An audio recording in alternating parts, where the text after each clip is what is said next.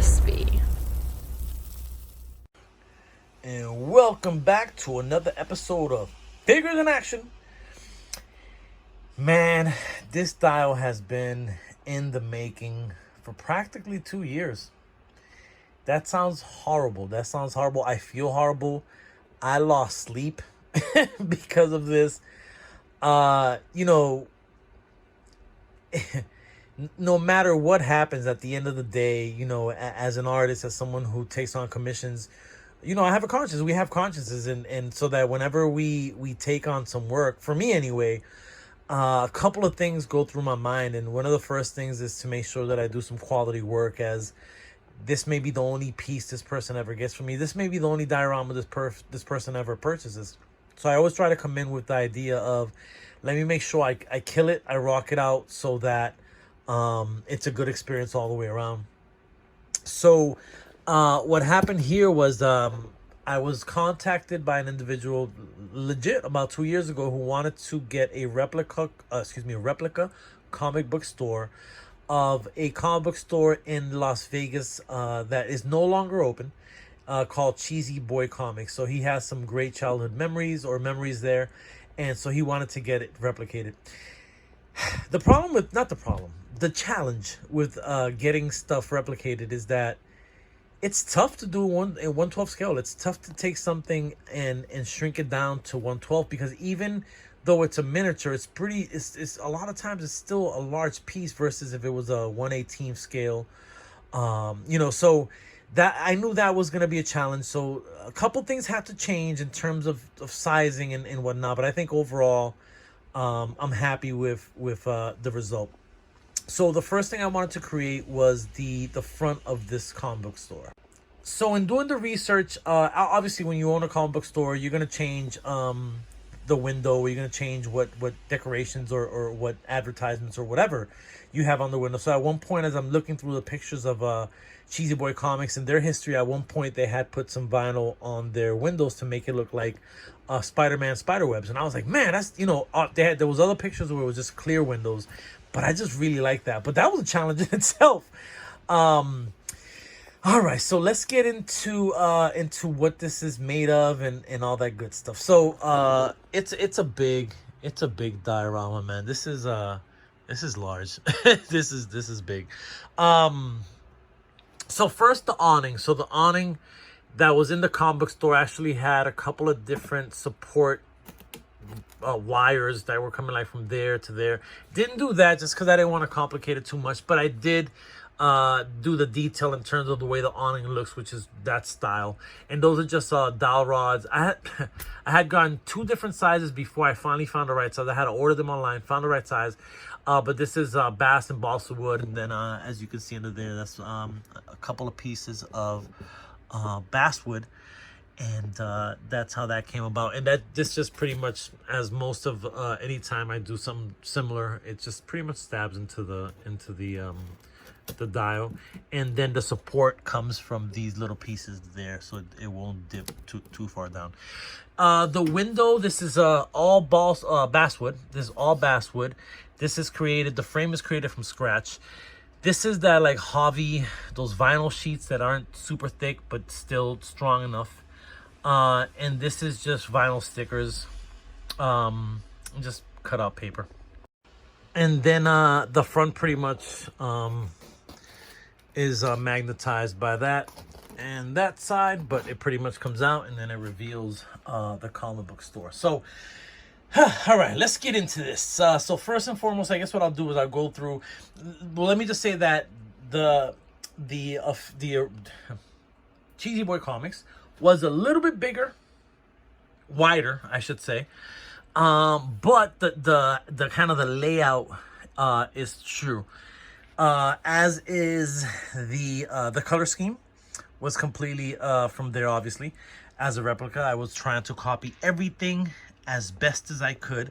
So what we have up here, and you can kind of see here, there's just a piece of cardboard, a piece of foam, and then in between the cardboard and foam, I put some plastic sheets that diffuse the light. So that's how I came up with that. Then I took one of these, I At Home Depot, when you buy paint, they give you these sticks to mix them. But this is for the huge, the much bigger paint. So the sticks are like thicker and longer. So I kind of put that there to kind of reinforce it, I guess, a little bit. But this comes, you know, comes right off, and it kind of sets into place as well. In terms of, as you can see here, kind of the white and the purple, kind of the dip. So it just kind of falls right into place. These are made out of corrugated corrugated plastic. I struggled with this for a while, man, and I struggled with this mainly because I wanted it to look good, and also I wanted it to kind of, I don't know, I guess not get dented, not get dinged. And if I would have went with my original idea, which was to use kind of the skinny foam board, it would not have looked good, because then it starts to get dented. And I like the style of this more. It looks a little more professional in terms of what you would have. But this is just sewing mesh, little pieces of balsa wood there to kind of keep those up. The comic books, unfortunately, I couldn't find any DC comics that I can print out that were small enough that would still have quality when you printed them to this size. So most of them are Marvel, unfortunately. Not unfortunately, because Marvel's my favorite company. But so yeah, so that's what it was. And it was just basically just printed or printed paper and then just glued on this. But I had like a skinnier, an older foam one that was like skinnier from years ago. I don't know where I got it, but it was a lot skinnier, and I was able to kind of use that for that. And then what I did is, because a lot of times this plastic mesh and the glue gun doesn't work too well. So what I did is I kind of put a little glue gun or a little glue underneath, and then I also put glue. Each comic is kind of glued in permanently. He also gets a bunch of free comics. He can do, like, not free, but loose comics that he can do what he wants with them. But so that's this, and then pretty much the same idea here with the plastic mesh. And then what I did here is, actually, if you can see it, this is a foam sheet, which is just a thin piece of foam sheet. Just foam sheets, they're thin anyway. This beige paper is just basically scrapbook paper. And then I took a black vinyl sheet and made the rows. So that's how that was created. For both sides and for the back as well. The doors are just framed up by balsa wood. Did I say that? Yeah, the doors. The floor is actual hobby. It's wood. It's actual the dollhouse hobby wood. So I had a sheet of this. No, I actually bought a sheet of this specifically for this project. So I definitely love that look. I've already put some videos. If you guys aren't familiar, I do have an Instagram account, and I do from time to time put some you know, tutorials and get into details whenever I kind of create some. So in this case, this was just I needed basically one of these like these cases, and unfortunately they don't make them that I know of, so I had to just make it from scratch. So basically this is just wood. So I went with wood. I think this is foam, but I think these two sides are wood. But then when you paint wood, you can tell it's wood. So I coated it with I covered it with a sheet of black construction paper, not construction paper, but black scrapbook paper. And then this is the same plastic that I use for the front windows. So I created two of those. So he has that. I have a 6-inch Marvel Legends Tony Stark and a Toy Biz Franklin Richards, who's Reed Richards and Sue Storm's son, one of the most powerful mutants in the world.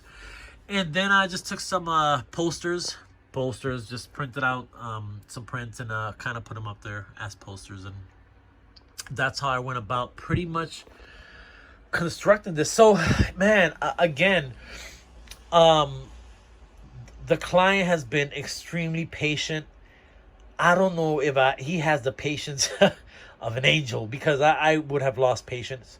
But I also think that he knew that this was not an easy project, and he knew that it was going to be a little challenging. As a matter of fact, at one point, it was just a dial.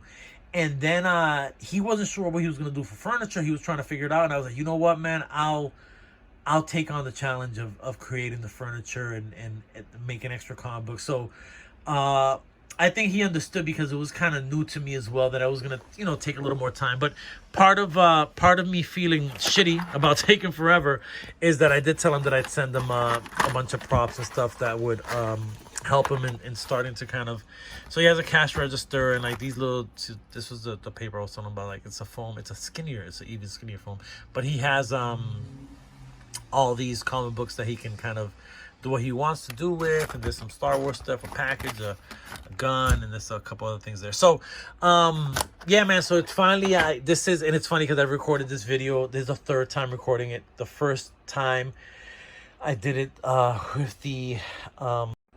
with the phone vertical, and you can't really do that on YouTube, and again, I'm kind of learning, as this is the first time I'm using my iPhone to record videos for YouTube. And then the second time I recorded it, I had it on HD, and HD doesn't look that great when you put it on YouTube. So finally 4K horizontal word word. So I will be posting this video tomorrow, and I'm actually gonna start packing this dial now. That, again, this is a big boy, man, and it's heavy too. So luckily I found a big ass box, that box there, that finally will leave my room, and this fits, this, it looks like it's gonna fit in this. So I'm gonna start that packing process now. But if you guys have any questions, comments, leave them down below, and I'll try to get back to you as soon as I possibly can. I also added these two guys as part of it. I was like, yo, I don't know where I got these from. I've had them for years. I have no idea if they're valuable or not valuable. It didn't matter. I wanted to hook him up so that he has a couple cool things to kind of put into his comic book store. All right, y'all, and I'm out. Peace.